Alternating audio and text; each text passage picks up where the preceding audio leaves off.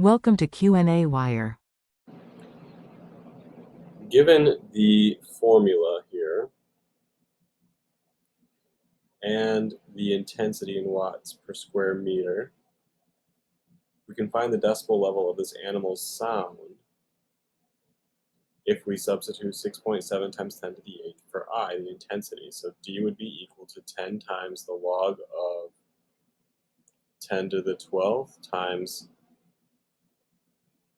6.7 times 10 to the 8th. To a calculator we go. We've got 10 log of 10 to the 12th times 6.7 times 10 to the 8th,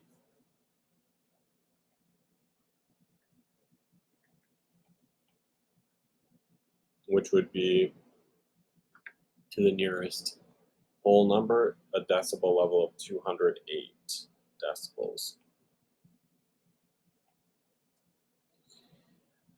Now, if the decibel ranges from 0 to 160, then